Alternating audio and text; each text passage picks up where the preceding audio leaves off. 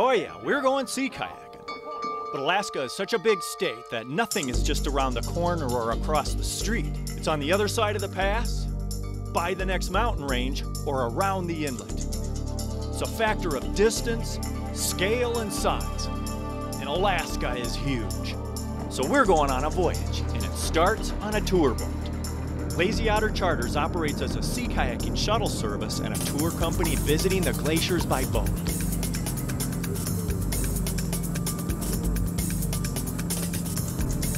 Whittier is the gateway to Prince William Sound, as it's going to claim to fame. And a lot of people that come from Anchorage want to come out here and recreational fish, boat, kayak.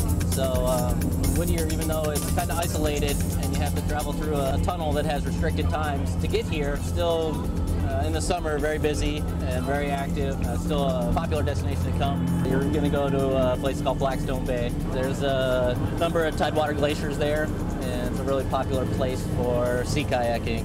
That's just what we're looking for. We're getting dropped off at a beach called 19 Mile, which is 19 miles away from Whittier. So by having a water taxi, we're able to make what would normally be 3, 4, 5-day trip into 1 day. So it makes it a lot easier. It's nice to get right to the action.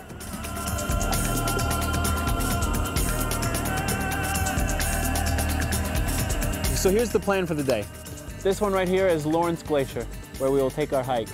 The second glacier that we're going to is Beloit Glacier right there. And following that, we'll go to Blackstone Glacier. And then we have Northland Glacier. And what's the distance we're paddling between the two glaciers out there? I'd say probably 2-3 miles. In total, we're going to be paddling about 10 miles today. We have our plans, and then we often don't end up sticking by them in the end. Then it's an adventure. Yeah, exactly. We're off to visit the glacier. Be careful, these rocks can get a little slippery.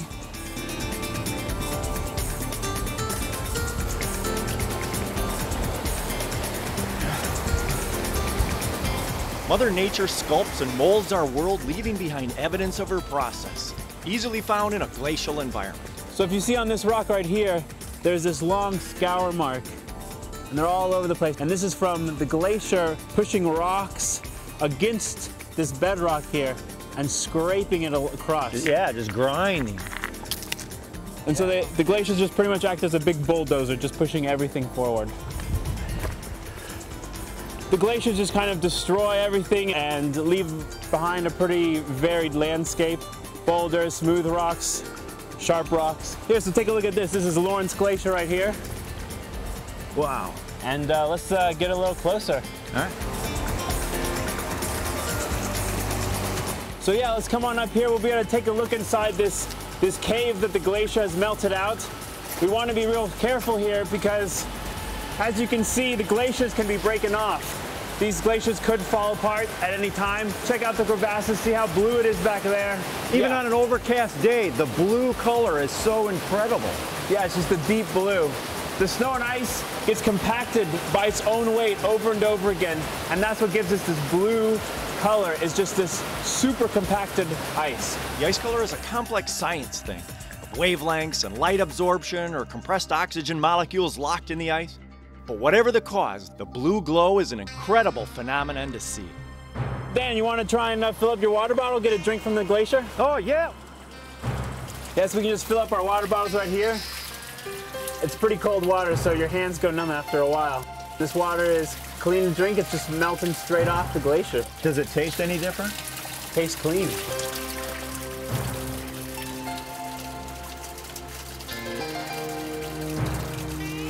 Chilly but good. It is chilly. Wow. It doesn't get much better than that.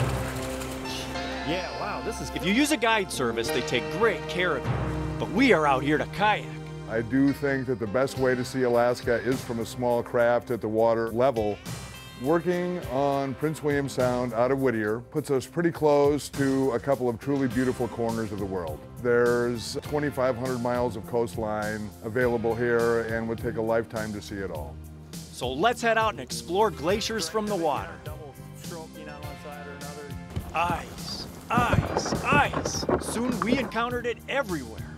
Try and give it a push with your paddle, nudge it. and you'll feel that it's just like hitting a rock, and you don't move it at all. You just move back.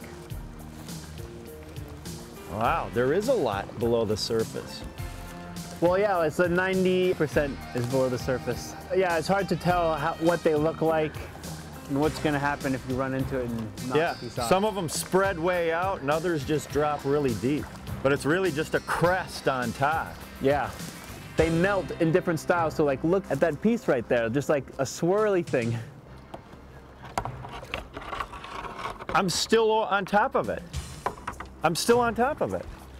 Yeah. Wow, it is huge.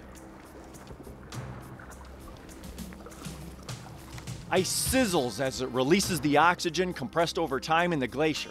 You can hear it in nearly all of the ice. We were passing larger and larger chunks as we got nearer to the glacier. Then, when you least expect it, Wow! Does that pop? And that's a pretty small piece right there. Yeah. The glaciers are incredible here.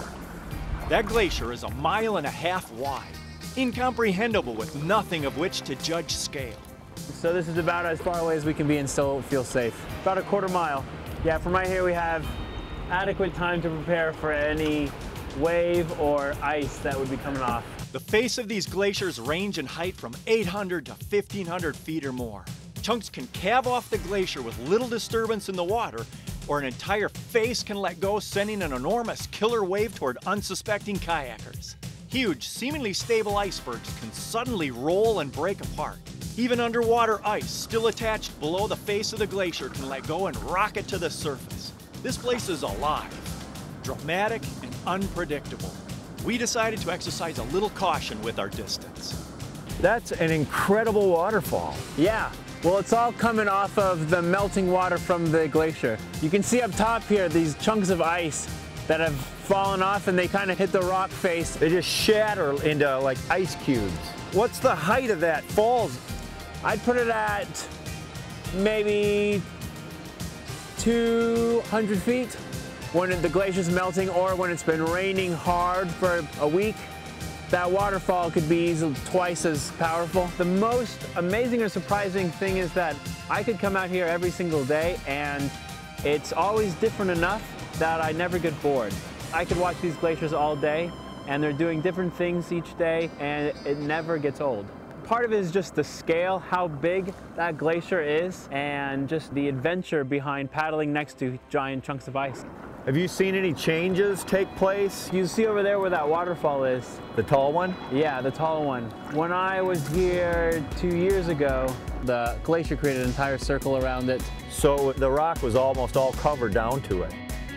Yeah. Wow, significant loss of ice coverage. And we don't know if it's gonna speed up or slow down. When I have a little kid on the trip, I'll tell them, if you come back here with your grandkids, you might be here and say, there used to be glaciers all over this place, and they won't see any. It's, we don't really know what's gonna happen. I've always enjoyed paddling and being on the water. It is very calming, but also I enjoy the challenge of being a guide. I like to show people a good time, and if they're having a good time, then I'm having a good time. It's a real treat to be able to present this to people. These glaciers, this scenery, this truly unique site here. The beauty of it is the people that I meet, whether they're working here or going out with us, they're all looking for a positive life experience, some sort of adventure. To be paddling next to the icebergs, next to glaciers, to see seals, to see whales, to see bald eagles, all the wildlife as well as the environment just amazes people. Yeah, no experience necessary.